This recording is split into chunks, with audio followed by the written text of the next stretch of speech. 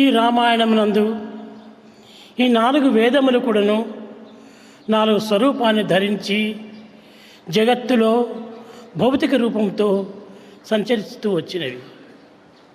The 4 Vedas have taken human form and moved about in this world to convey the depth and the significance of all the 4 Vedas. ఋగ్వేదమే మంత్రస్వరూపము. Rigveda is the combination of mantras. నిరంతరము మంత్రస్వరూపమై జగత్తునంతకుడును పాలిస్తూ వచ్చాడు. The whole world is totally ruled under the control of this mantra. ఈ మంత్రమును కాపాడుతూ వెంట జంటగా నిలిచి తన యొక్క జీవితం యొక్క ఆధారమే ఈ మంత్రద్రష్టమని భావించి లక్ష్మణుడు రామును అనుసరిస్తూ వచ్చాడు. Rama, who reigned the whole world basing on mantra every moment, is followed by Lakshmana, who considered Rama as the very breath and the basis of his life. ఎల్లప్పుడూ రాముని యొక్క అడుగుజాడల్లో సంచరించాడు. Lakshmana always moved along the footsteps of Rama. రాముని యొక్క వాక్యములే పాలిస్తూ వచ్చాడు. He obeyed the command of Rama. రాముని యొక్క నడతలనే అనుసరిస్తూ వచ్చాడు. He followed the conduct and the very procedure laid by Rama. కనుకనే మంత్రాధీనుడు రాములైనప్పుడు మంత్రద్రష్ట లక్ష్మణుడైనాడు.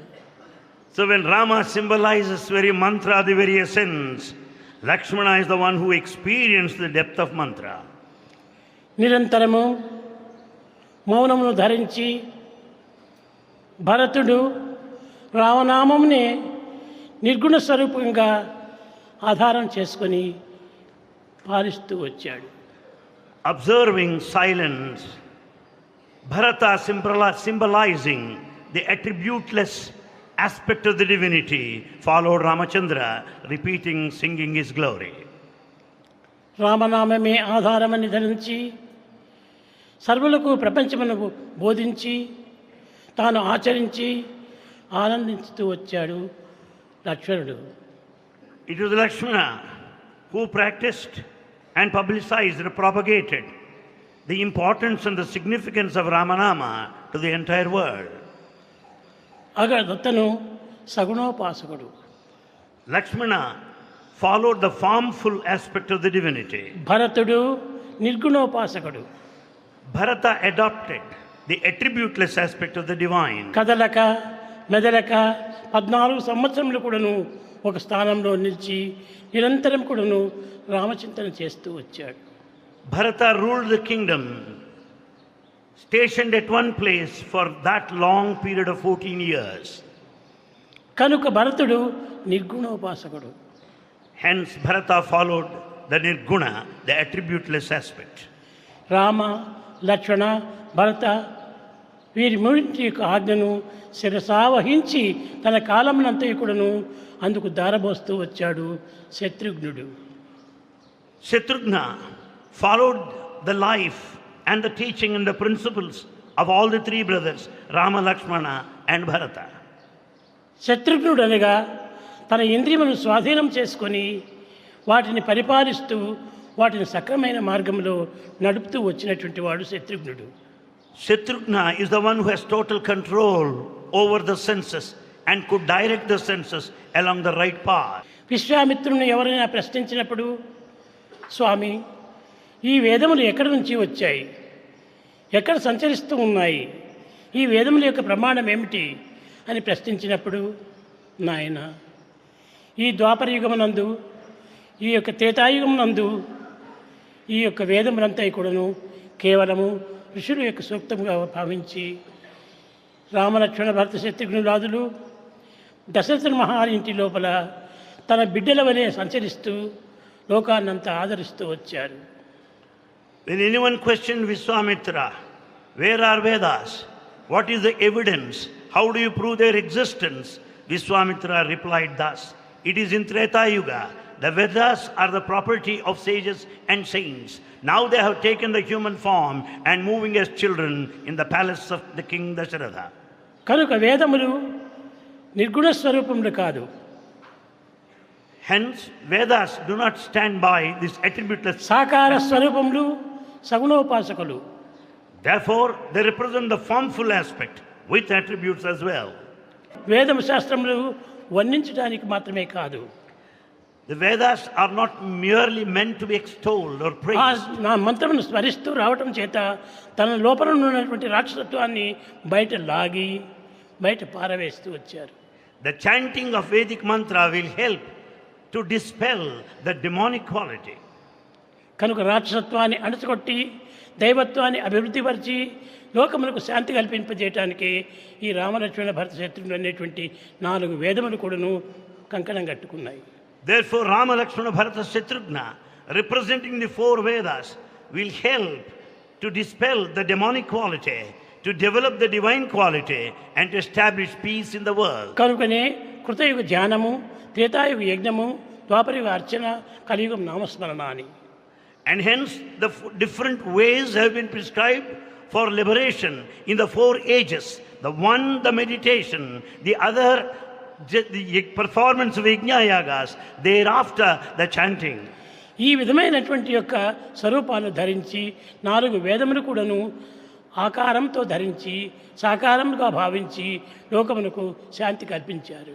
Like these 4 Vedas have taken human form, moved about all over the world, establishing peace. ఇవి కేవలము మంత్ర స్వరూపములు కాదు.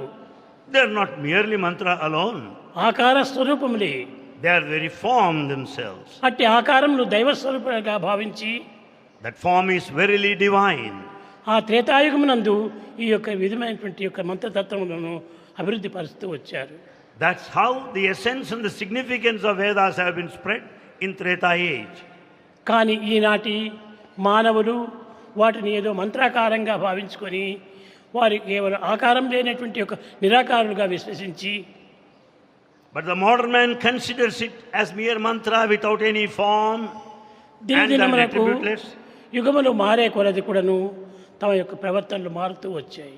As ages have been changing, there is a kind of difference in the conduct and the behavior. ఈనాడు మంత్రస్మరణమే కానీ ఆకార స్వరూపంలో ఆనందానికి వారికి జతగా రావటం లేదు. Today there is only chanting, but they don't think of the form. అట్టి సాకార స్వరూపాన్ని ధరించినప్పుడే మానవులకు ఈ లోకం అనేటువంటిది సాక్షాత్కరిస్తుంది. When there is this formful aspect of the divinity, you can enjoy and experience the manifestation of the ఒక్కొక్క divine. మంత్రమునకు ఒక్కొక్క ఆకారం ఉంటున్నది. Each mantra has a definite form. ఒక్కొక్క మంత్రమునకు ఒక విధమైనటువంటి యొక్క అంతరార్థం ఉంటున్నది. Each mantra has got inner significance. కనుక దీనిని ఆకారంగా భావించి సాకారంగా విశ్వసించి నిరాకారమైనటువంటి రాక్షసులను వాటిని దూరం చేయడానికి తగినటువంటి యొక్క పటుత్వం కలిగినటువంటివి. Therefore, it has got the form, it has got all the attributes to remove and to kill the demonic qualities. వేదాహ వేదం పురుషం మహాంతం ఆదిత్యవర్ణం తమసః పరస్తాత్ అన్నారు. దేవతలందరూ కూడాను వీరిని దర్శించి వేదాహ వేదం పురుషం మహాంతం ఆదిత్యవర్ణం తమసః పరస్తాత్ ఈ విధమైనటువంటి రూపాలను ధరించి ఈ యొక్క దేవతలను కాపాడుతూ రాక్షసులను తరిమివేస్తూ వచ్చాయి. Therefore, the Vedic mantra could help them to transcend the darkness and to visualize that radiance and the brilliance of light beyond and could work for liberation. అది ఏ ద్వాపర యుగం లోపల యోగులందరూ కూడా దాన్ని స్మరించి and this has been thought over, meditated upon in Dwapara age. దానిని చిత్రించుకొని and they could picturize the whole. దాని సాకార స్వరూపంలో విశ్వసించి they had full faith in the form. యజ్ఞయాగాది క్రతువులందు దీన్ని ఉపయోగిస్తూ వచ్చారు. and they made full use of this in the performance of yajna. అందువల్లనే ద్వాపర యుగము కూడాను ఈ యొక్క దేవతా చిత్రములను ఆరాధన చేసుకుంటూనే శాంతిని పొందుతూ వచ్చారు. Therefore, in Dwapara age, there is worship of the divine with a form, and there is idolatry. ఎక్కడ మంత్రమో అక్కడ ఆకారము. Where there is mantra, there is a form. అక్కడే తంత్రము. And there is the procedure tantra. అట్టి యంత్రతంత్రముల చేత లోకములను వాళ్ళు ఆరాధన చేసుకుంటూ శాంతిని అనుభవిస్తూ వచ్చారు. Mantra as the essence, there is a tantra, the procedure, and yantra, the paraphernalia associated with it, with the observance of yajna and yaga. కానీ ద్వాపర యుగం అయిన తర్వాత కలియుగ ప్రారంభమైంది. After Dwapara age, Kali started. ఈ కలియుగం నందు మంత్రస్వరూపాన్ని మర్చిపోవటం చేతనే వీరు కలియుగమును కలహయుగంగా భావిస్తూ వచ్చారు. In this age of Kali, the very form of mantra has been forgotten, and therefore it is Kalaha Yuga, the age of ఇది conflict. కలియుగం కాదు, కలహయుగము. This is not Kali Yuga, this is Kalaha Yuga, ఒక్క age గృహంలో of పుట్టినటువంటి conflict. అన్నదమ్ములకే కలహము. There is infight among brothers. ఒక భూమిని ఆచరించేటువంటి వాళ్ళు కలహం చేతనే ద్వేషములు. In fact, there's utter hatred and conflict. ఒక భోజనంను భుజించేటువంటి వారికే కలహము.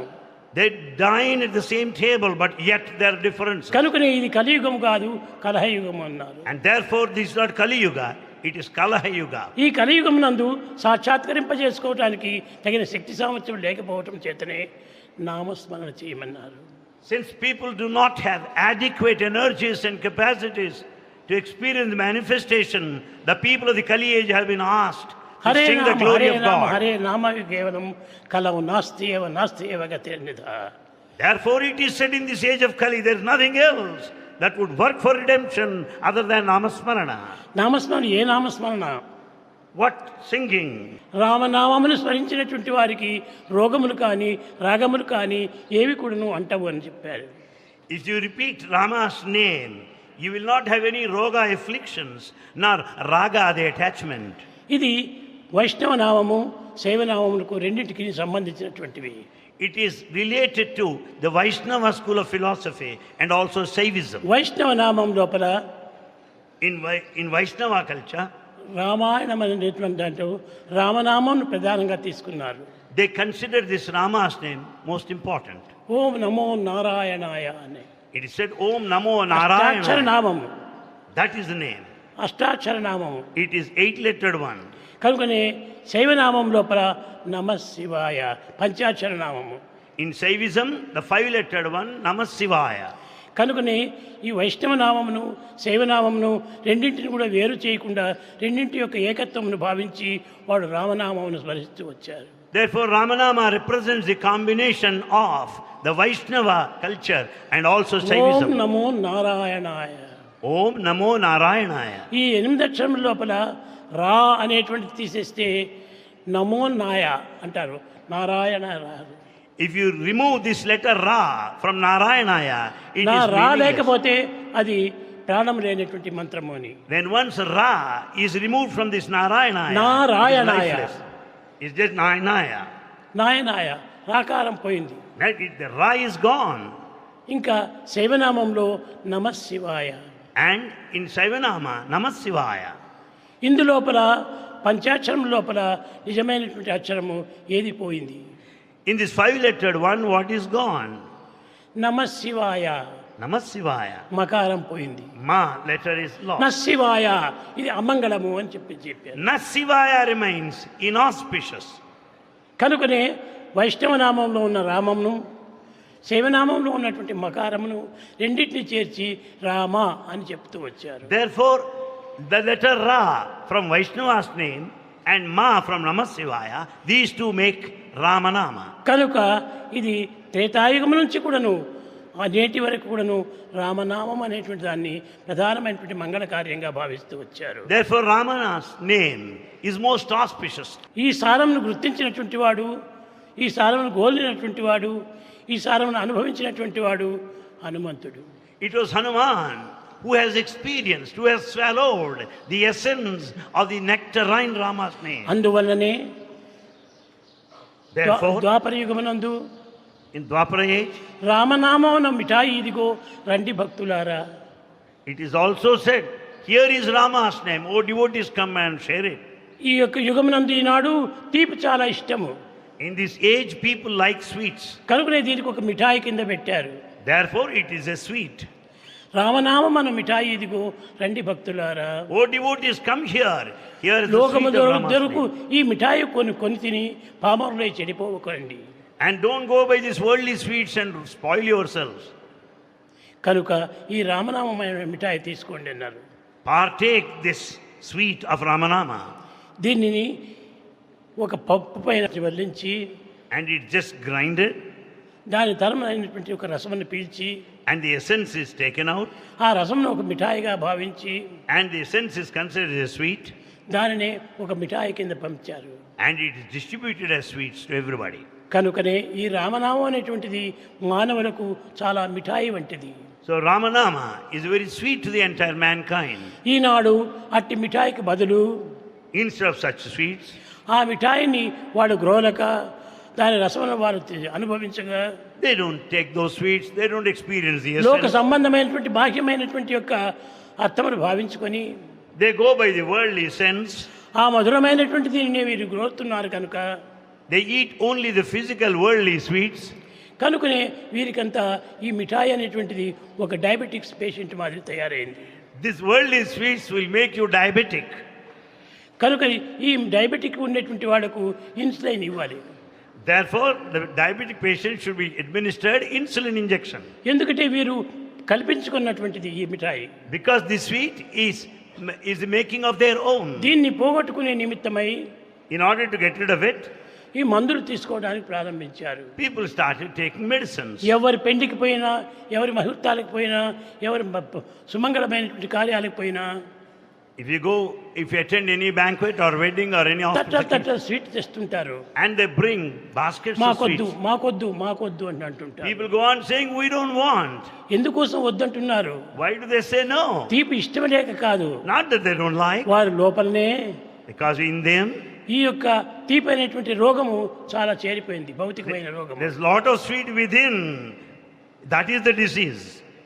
కనుక దీనిని పోగొట్టుకునే నిమిత్తము ఈ రామనామం అనేటువంటిది రోగం నివారణ చేసే కోసం వచ్చింది, కానీ కేవలం రోగములు కల్పించే కోసం వచ్చింది కాదు. So this sweet Ramanama is a cure, but it will never cause the disease. Rama Rama Rama Sita Rama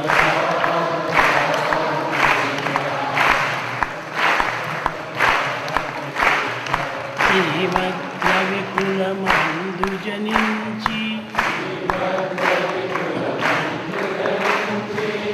సీతాదేవిని ప్రీతి వరించి పావన రాశిని నీటు బంధించి ఆదరముగా ఈ భీషణుడు